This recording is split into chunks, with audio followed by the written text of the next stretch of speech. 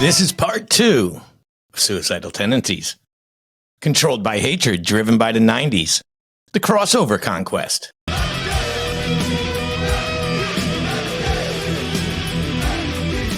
You Can't Bring Me Down. That wasn't just a lyric. It was a middle finger to the industry, to the critics, and anyone who said Suicidal Tendencies didn't belong. In the 90s, they didn't just survive, they thrived. Right when most punk bands were burning out and metal was turning into a punchline.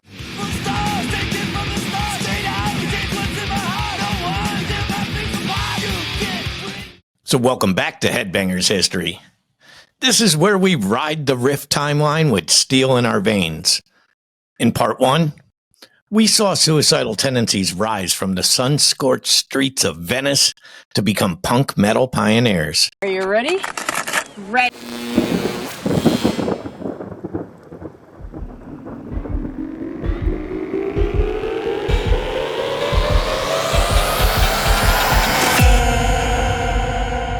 But now we hit the 90s, and this is the age of MTV. It's the age of mosh pits and metal mainstream madness, and Suicidal was right in the eye of the storm. I was in meditation and prayer last night.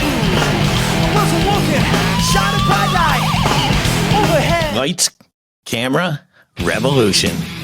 The breakthrough in 1990. Suicidal dropped their most polished, most powerful record yet.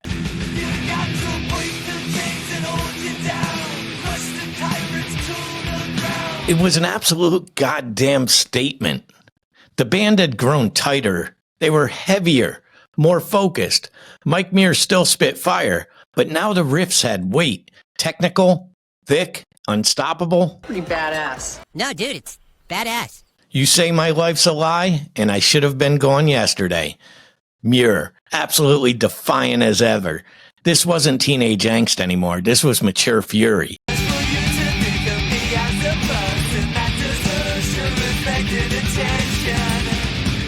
Robert Trujillo's bass slapped. Rocky George's solos screamed. Tracks like Send Me Your Money and Lovely proved that ST could groove, shred, and still keep the grimy.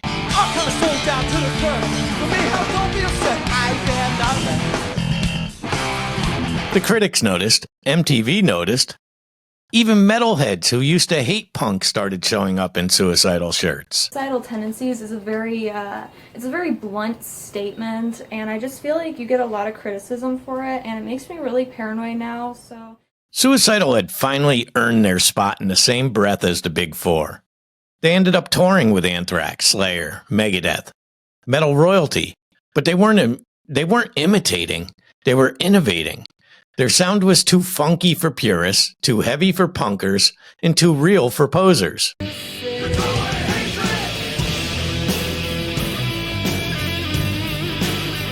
We were never a metal band. We were never a punk band. We were always just a suicidal band, according to Mike Muir. They defined what crossover thrash was. And yet, while Metallica was blowing up stadiums and Pantera was kicking down saloon doors, Suicidal stayed raw. Yeah, that sounds right to me. A little off-center, a little dangerous, just how we liked it. I only told the truth about this. My boy's wicked smart. But then Infectious Grooves came. When the Psychos got funky, in between Suicidal records, Muir and Trujillo had another beast brewing.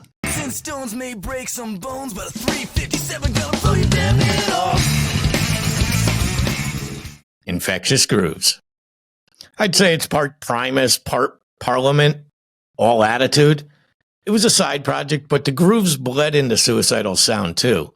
By the time The Art of Rebellion dropped in '92, ST had evolved completely again.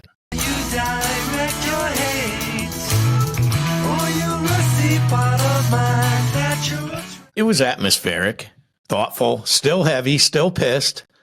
Songs like Asleep at the Wheel and Can't Stop. You're asleep at the wheel.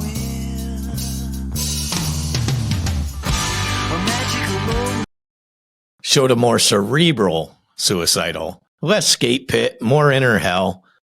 And it ended up paying off. It had commercial success, radio play, and an even bigger fan base. But the higher you climb, the harder you fall. So what did it do to you that it makes you run from me? By the mid-90s, the cracks were showing. Lineup changes hit hard. Rocky George left. Trujillo eventually moved on. He'd join Ozzy and then Metallica. And even longtime rhythm guitarist Mike Clark would drift. Nu metal was on the rise. Grunge was choking radio. And Suicidal didn't fit in anyone's narrative anymore. Seattle, grunge, garage. But in 1990, What's wrong with you? in 1999, Try again. in 1994, they dropped Suicidal for Life. This is basic English. An underrated beast full of bite and blood.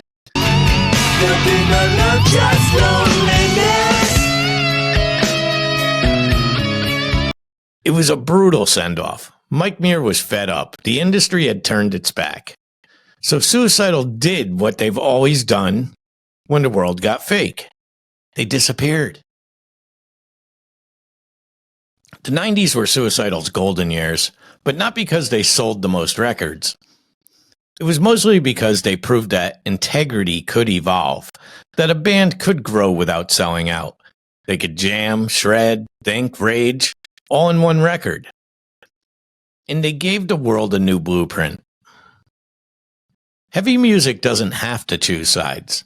You could skate, slam, cry, destroy everything, all at once. Their DNA is in every band that ever dared to mix funk with metal or scream vulnerabilities into a distorted mic.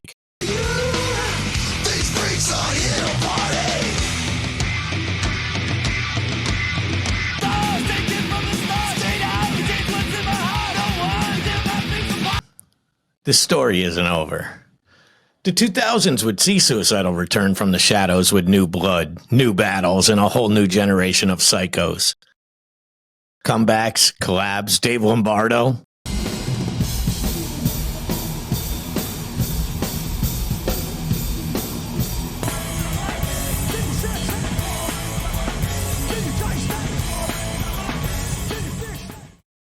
And the son of a legend stepping up to the plate.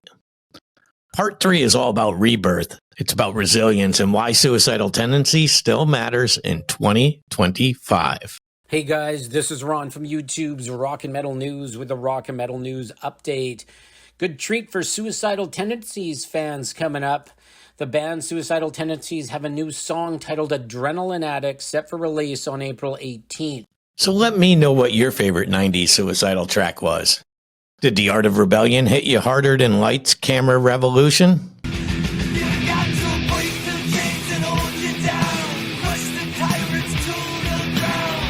Tell me in the comments.